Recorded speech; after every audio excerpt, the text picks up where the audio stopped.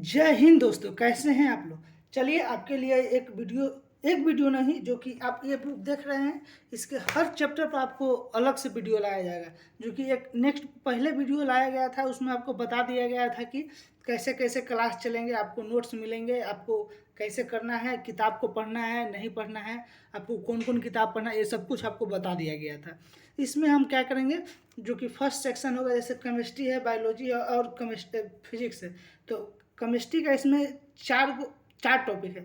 तो चार टॉपिक जैसे ही कंप्लीट होगा तो पांचवा जो लेक्चर होगा वो लाइव होगा और आपको नोट्स दिया जाएगा। हैंड रिटन नोट्स आपको मिलेगा, जो कि मेरे तरफ से होगा, फ्री ऑफ कॉस्ट होगा, आपको दिया जाएगा। लाइव नाइट में होगा 9 बजे। वो कब होगा, जब इसका 4 वीडियो आपको सेपरेट जो मिल जाएगा ना, तब उसके बाद पांचवा वीडियो आएगा जो कि आपके लिए होगा।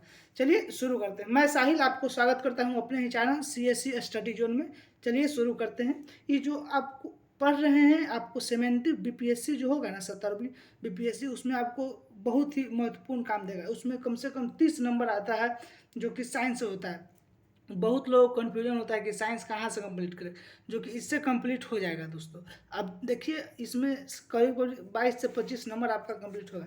देखिए यहाँ पर आप देख सकते हैं 4 सेक्शन है। सेक्शन 1 2 3 4 माने अध्याय है, जो कि केमिस्ट्री के लिए। पाँचवा से जीव विज्ञान स्टार्ट हो जाता है। यहाँ तीन तीन है जीव विज्ञान, बाकी केमिस्ट्री फिर खाद्य सब बाद में बताते हैं। जो कि पहले तो अपना जो काम है उस पर स्टार्ट करते हैं। पहले फर्स्ट चैप्टर स्टार्ट करेंगे दोस्तों। चलिए यहाँ पर जो कि आपको यहाँ पर अब दिख रहा होगा, जूमिंग कीजिएगा। देखिए यहाँ पर आपको ये जो हम नोट्स बनाए हुए हैं, लेकिन आपको अभी नोट्स देंगे नहीं। अगर दे देंगे तो लगेगा कि पहले नोट्स से दे दीजिए। नहीं, जब पूरा सेक्शन केमिस्ट्री खत्म होगा उसके बाद आपको नोट्स दिया जाएगा। पहले आप देख लीजिए, आप खुद नोट्स बनाइएगा इसके साथ साथ। चलिए यहाँ पर देखते हैं पहला क्या कहा जा रहा है। पहले यहाँ पर देखिए, विश्व में, देखिए इसमें कुछ एक बात बता देते हैं, इसमें सब कुछ नहीं पढ़ना होता है। जैसे क्रियाकलाप नहीं पढ़िए, ये सब बहुत ही फालतू चीज़ होता है, जो कि हम लोगों को नहीं पढ़ना। समझाने के लिए होता है, लेकिन पढ़ने के लिए नहीं होता है। एग्जाम में ये सब नहीं आता है। देखिए, विश्व में प्रत्येक वस्तु जिस सामग्री से बनी होती है उसे वैज्ञानिकों ने पदार्थ का नाम दिया है। क्या दिया है? पदार्थ का नाम दिया है। जिस हवा में हम श्वास लेते हैं, जो भोजन हम खाते हैं, पत्थर, बादल, तारे, पौधे एवं पशु, यहाँ तक कि पानी की एक बूंद या रेत का एक कण, ये सभी पदार्थ हैं। ध्यान देने योग्य बात यह भी है कि ऊपर लिखी गई सभी वस्तुएं का द्रव्यमान होता है और यह कुछ स्थान आयतन भी घटती है। इन सब का द्रव्यमान भी होता है और आयतन भी घटती है। चलिए, सब कुछ नहीं पढ़ना, हम जो जो पढ़ना है उस यहाँ पर आप देख सकते हैं कि पेंसिल लगा दिया गया है, आपको यही पढ़ना है। अगर आपके पास बुक है तो बहुत बढ़िया, आप बुक से अपना देख देख कर लगा सकते हैं। यहाँ पे देखिए, प्राचीन काल से ही मनुष्य अपने आसपास को समझने का प्रयास करता रहा है। भारत के प्राचीन दार्शनिकों ने पदार्थ को जात 5 मूल तत्वों में वर्गीकृत किया है, जिसे पंच तत्व कहा जाता है। पंच तत्व में कहा गया, पंच तत्व क्या है? वायु, पृथ्वी, अग्नि, जल और प्रकाश। यहाँ पर वायु, अग्नि, जल, आकाश के अनुसार इन्हीं पंच तत्वों से सभी वस्तुएं बनी हैं, चाहे वो सजीव हो या निर्जीव हो। अब यहाँ पर ये सब जो इम्पोर्टेंट है वो आपको बता देते हैं। चलिए यहाँ पर क्या है, जो यहाँ पर 1.1111 ये सब दिया होता है ना, ये सब पढ़ा जाता है। ये लोग ये सब पढ़िए, बाकी सब नहीं पढ़िए। देखिए यहाँ पर पदार्थ, देखिए पदार्थ कणों से मिलकर बना होता है। यही एक पॉइंट हो गया, नोट कीजिएगा दोस्तों, ये आपके लिए महत्वपूर्ण होगा। पदार्थ कणों से मिलकर बने होते हैं। और देखिए यहाँ पर देखिए, सब कुछ नहीं पढ़ना। यहाँ पदार्थ लकड़ी के टुकड़े की तरह सतत होते हैं, परंतु अन्य विचारधारा का मानना था कि पदार्थ रेत की तरह कणों से मिलकर बने होते हैं। आपको पहले ही बता दिया गया, आसपास की जितनी भी वस्तु है, हवा है, जल है, जो हम देख रहे हैं, सुन, यहाँ पर छू रहे हैं, टच कर, सब पदार्थ है। चलिए आगे देखते हैं दोस्तों। यहाँ पर देखिए, पदार्थ के एक कण छोटे होते हैं। कितने छोटे होते हैं? पदार्थ के कण कितने छोटे होते हैं? यहाँ पर देखिए, इस क्रियाकलाप है, ये सब आपको नहीं पढ़ना है। देखिए यहाँ कुछ बातें हैं, यहाँ पर आपको देखना चाहिए। पदार्थ के कण बहुत छोटे होते हैं। यहाँ पर लिखा हुआ है, तो पदार्थ के कण कितने छोटे होते हैं, यहाँ पर आंसर दे दिया गया है। पदार्थ के कण बहुत छोटे होते हैं, इतने छोटे कि हम कल्पना भी नहीं कर सकते हैं। देखिए पदार्थ के कणों की अभिलाक्षणिक गुण, यहाँ पर पदार्थ के कणों की अभिलाक्षणिक गुण, पदार्थ के कणों के बीच रिक्त स्थान, यही देखिए यही द मेन पॉइंट हो गया। आप नोट कीजिएगा दोस्तों, ये वाला मेन, पदार्थ के कणों के बीच रिक्त स्थान होते हैं। आप देख सकते थे यहाँ पर। फिर यहाँ पर आप देखिए, यहाँ पर कुछ अगर जैसे चीनी और पानी वाला एग्जाम्पल है, ये आपको दे देते हैं, समझने के लिए दे रहे हैं लेकिन ज़रूरत नहीं है। जैसे देखिए नमक, शर्करा, डेटॉल या पोटेशियम परमैंगनेट के कण समान रूप से पानी में वितरित हो गए। इस प्रकार जब हम चाय, कॉफ़ी या नींबू पानी बनाते हैं तो यह एक पदार्थ कण दूसरे पदार्थ के कणों के रिक्त स्थानों को समावेशित हो जाते हैं। यह दर्शाता है कि पदार्थ के कणों के बीच पर्याप्त रिक्त। अच्छा, इसमें एक एग्जाम्पल सबसे बड़ा होता है। मान लीजिए कि यहाँ पर आपके पास पानी का गिलास है और इसमें आप चीनी डालते हैं, तो दोस्तों मान लीजिए इसमें आप पानी भरे हुए हैं, अब मान लीजिए कि ऊपर से आप चीनी डालते हैं, कोची डाल, चीनी डालें, तो अब देखिए गिलास में जितना पानी है उतना ही पानी रहता है और बढ़ता नहीं है, गिरता नहीं है। क्यों? क्योंकि वो पदार्थ है, पदार्थ के अंदर छोटे छोटे महीन कण होते हैं जो कि चीनी से जाने से वो भर जाते हैं। जो उससे जाते हैं तो उसको समांगी मिश्रण कहते हैं। जैसे कि आप उसमें गया, आप उसको नगण्य आँखों से सुंदर से नहीं देख सकते हैं, उसे आप कहते हैं समांगी मिश्रण। यहाँ पर मिश्रण हुआ, यहाँ पर गया और जल आपको दिखा, जैसे पानी में गया घुल गया चीनी। यही एग्जाम्पल इसमें बताया गया, रिक्त पदार्थों के बीच रिक्त स्थान होते हैं।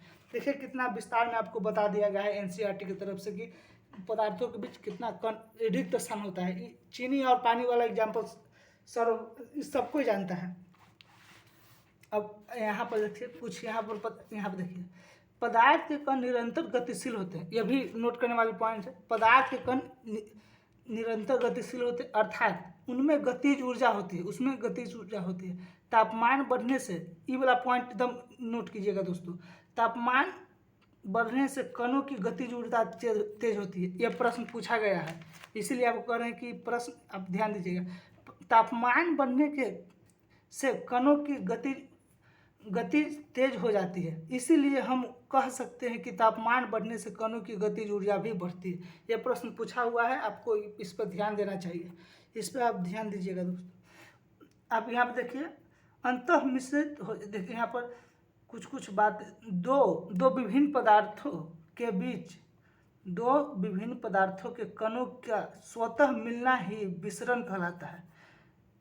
हमें यह भी पता चलता है कि गर्म करने पर विसरण तेज हो जाते हैं, ऐसा क्यों? आपको यहाँ पर देखिए, ये आपको नोट करने वाली पॉइंट है। पदार्थ के कण एक दूसरे को आकर्षित करते हैं, एक दूसरे को आकर्षित करते हैं, जैसे कि मीन्स आपको एग्जाम्पल के थ्रू आपको समझाते हैं। यहाँ पर देखिए उपरोक्त तीनों क्रियाकलापों में समझाते हुए यहाँ पर देखिए, यहाँ पर दिया हुआ एक बल कार्य करता है, यह बल कणों के एक साथ रखता है। यह इस आकर्षण बल का सामर्थ्य प्रत्येक पदार्थ के अलग अलग होता है। यहाँ पर देखिए पदार्थ की अवस्था कितनी होती है? 3, ठोस, द्रव और गैस। यहाँ पर देखिए ठोस, द्रव और गैस, पदार्थ की ये अवस्थाएं उसके कणों की विभिन्न विशेषताओं को बताती है। जैसे यहाँ पर ठोस, यहाँ आप डिटेल में देखेंगे ठोस। अब यहाँ पर देखिए उपयुक्त उदाहरण ठोस के लिए हम देख सकते हैं, इन सभी का एक निश्चित आकार होता है, इनका एक निश्चित आकार, स्पष्ट सीमाएं होती हैं तथा स्थिर आयतन होता है, यानी नगण्य संपीड्यता होती है। बाह्य बल लगने पर भी ठोस अपने आकार को बनाए रखता है। बल लगाने पर ठोस टूट सकते हैं लेकिन इनका आकार नहीं बदल सकता, इसीलिए दृढ़ होते हैं। जैसे कि मान लीजिए कि आप, मेरे पास ये मोबाइल है, ये ठोस है, इसमें बल लगाएंगे तो वही आगे बढ़ेगा, ऐसे नहीं बढ़ेगा। यही ठोस, इनका आकार भी परिवर्तन नहीं किया जा सकता। यहाँ पर आप देखिएगा, फिर यहाँ पर द्रव की अवस्था देखेंगे दोस्तों। ये ठोस का हो गया, द्रव का। द्रव में तो और द्रव बहुत इंपॉर्टेंट हो जाता है। जैसे प्रेक्षण से हम पाते हैं कि द्रव का आकार नहीं लेकिन आयतन निश्चित होता है। जैसे मान लीजिए कोई पानी है, पानी में आप रखिए, आकार उसका सीमित नहीं है लेकिन उसका जो आयतन है, मान लीजिए कि यहाँ 100 ग्राम है तो आप अगर थरिया में रखते हैं 100 ग्राम रहेगा, मान लीजिए कहीं कटोरी में रखते हैं 100 ग्राम, लेकिन उसका आकार परिवर्तित होते रहता है दोस्तों। वो जिस बर्तन में उन्हें रखा जाता है उसी आकार में ले लेते हैं। द्रवों में बहाव होता है और इनका आकार बदलता है, इसीलिए ये दृढ़ नहीं होते हैं लेकिन तरल होते हैं। यहाँ पर देखिए, ठोस द्रव का विसरण द्रवों में संभव है। वातावरण की गैसें विस्तृत होकर जल में घुल जाती हैं। ये गैसें विशेषतः ऑक्सीजन एवं कार्बन डाइऑक्साइड जलीय जंतुओं तथा पौधों के लिए अनिवार्य होती हैं। देखिए, सभी जीवधारी अपने जीवन निर्वाहन के लिए श्वास लेते हैं। जलीय जंतु जल के घुल ऑक्सीजन के कारण श्वास लेते हैं। जैसे मान लीजिए कोई मछली है, तो आप कहिएगा कि जल के अंदर ऑक्सीजन कहाँ से? उसके अंदर भी रिक्त स्थान होते हैं, उसके अंदर भी ऑक्सीजन होता है। तो अगर नहीं होता दोस्तों, तो मछली जल के अंदर श्वास कैसे ले पाती है ना बात। तो वही जो जल के अंदर ऑक्सीजन होता है, वही मछली अपने गलफड़े से सांस लेती है और जीवित रहती है। देखिए, सभी जीवधारी अपने जीवन निर्वाहन के लिए श्वास लेते हैं। जलीय जंतु जल में घुली ऑक्सीजन के कारण श्वास लेते हैं। इस तरह हम इस निष्कर्ष पर पहुंचते हैं कि द्रव, ठोस, द्रव, गैस तीनों का विसरण संभव है। ठोसों के अपेक्षा द्रवों में विसरण की दर अधिक होती है।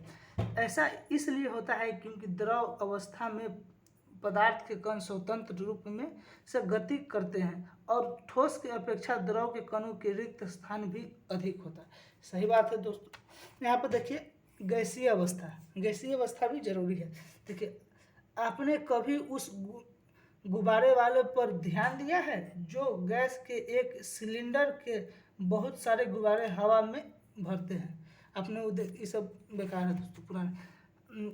हमने देखा कि ठोसों एवं द्रवों की तुलना में गैस की संपीड़ितता काफ़ी अधिक होती है। देखिए, ठोस और द्रव की तुलना में गैसों की संपीड़ितता बहुत अधिक होती है।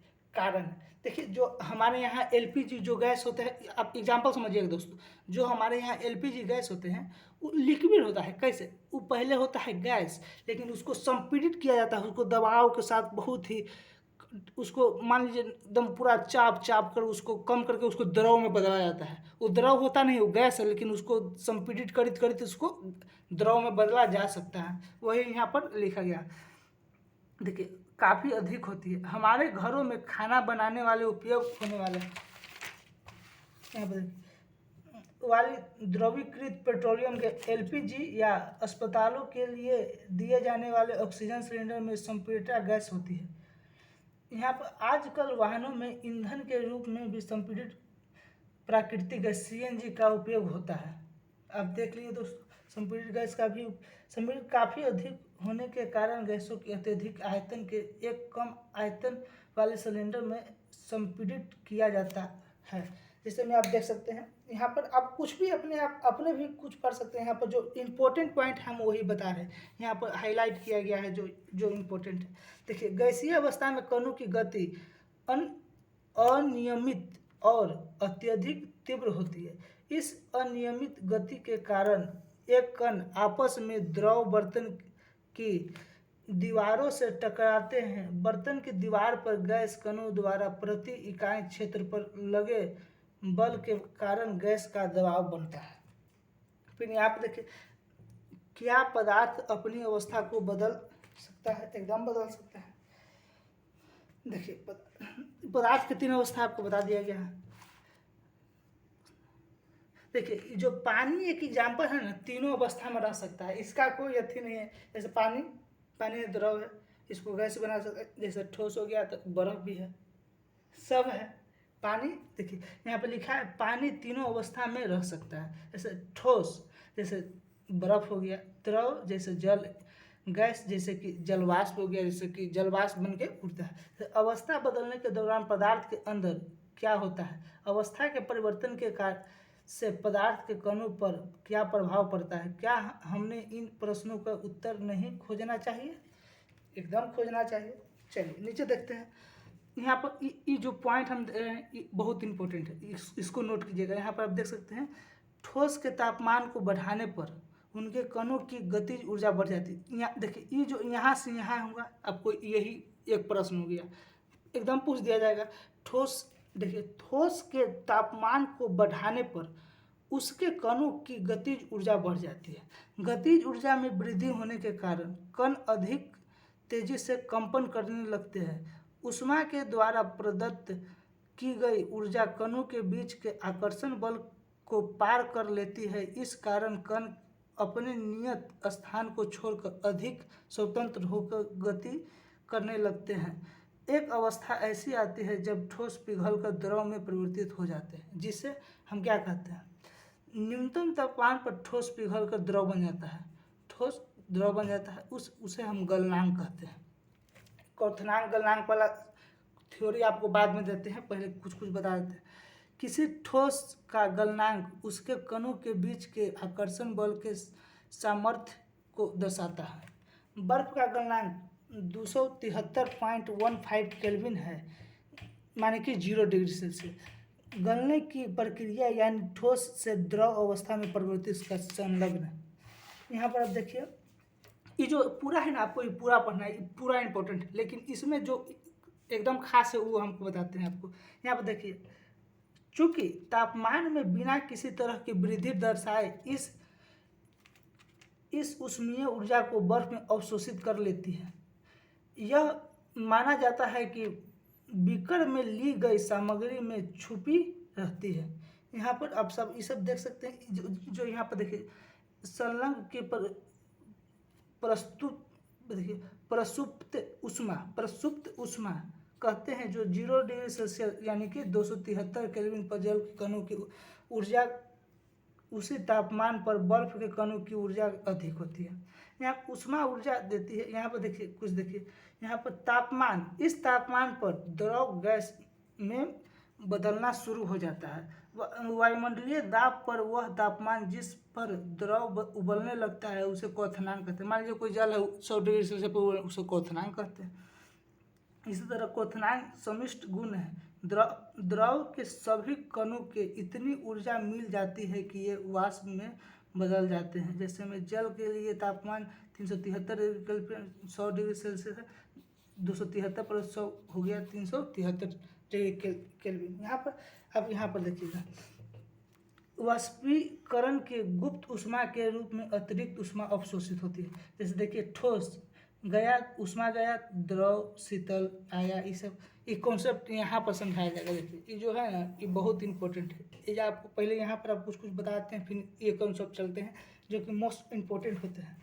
यहाँ पर देखोगे, चलिए ये देखिए, ये सबसे इम्पोर्टेंट VVI इम्पोर्टेंट। देखिए द्रव अवस्था में परिवर्तित हुए बिना ठोस, देखिए द्रव अवस्था में परिवर्तित हुए बिना ठोस सीधे गैस में बदल जाते हैं, उसे ऊर्ध्वपातन कहते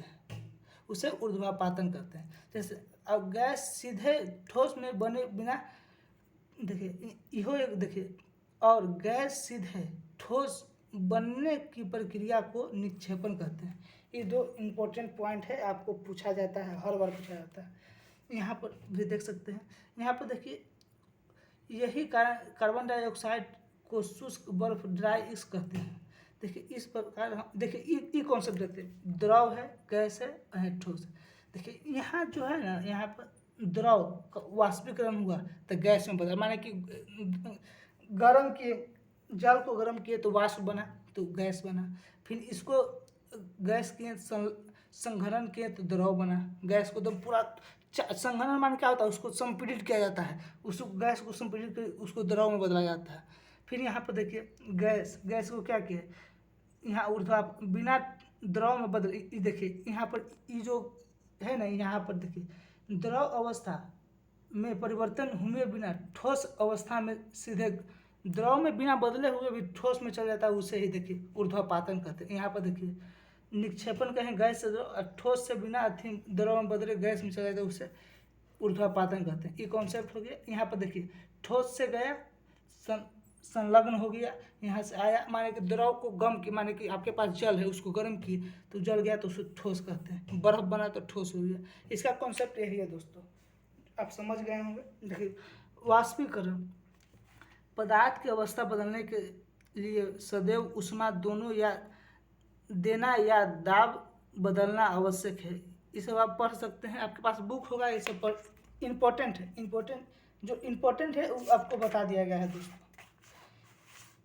ऐसे आप ये सब क्रियाकलाप छोड़ के आप सब कुछ पढ़ सकते हैं। ऐसे हम बहुत कुछ बता दे रहे हैं, आप यहाँ पर ये सब देख सकते हैं।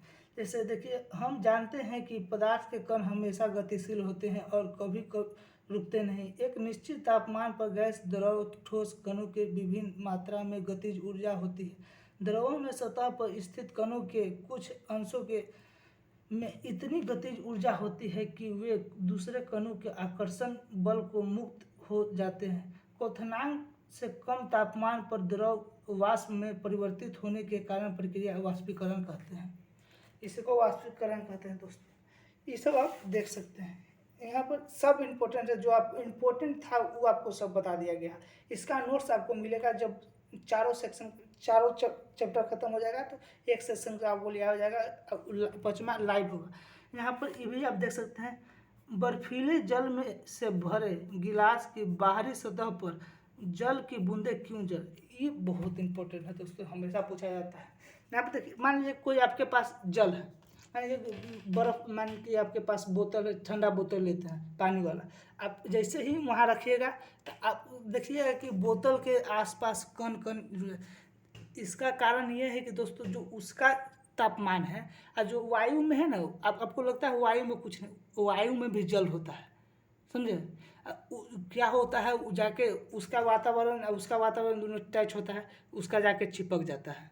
वही कारण है कि जो जब ठंडी बोतल रखा जाता है तो चिपकता है उसका, वही कारण होता है, जो कि वातावरण के कारण ही पॉसिबल हो पाता है। अब यहाँ पर प्रश्न देखिएगा, प्रश्न खुद कीजिए, अगर नहीं आपसे हो पाता है तो आप मैसेज कीजिएगा, आपको प्रश्न भी करा दिया जाएगा। ऐसे कल आपको ये वीडियो आएगा नेक्स्ट चैप्टर पर। आपको बताइएगा कैसा आपको कुछ समझ में आया, कुछ अगर हम गलती किए हों तो उसका बता दीजिएगा, क्या हुआ क्या नहीं। ऐसे नेक्स्ट बार उसको अप्लाई करके सही किया जा सकता है दोस्तों। ऐसे ही ख़त्म हो गया।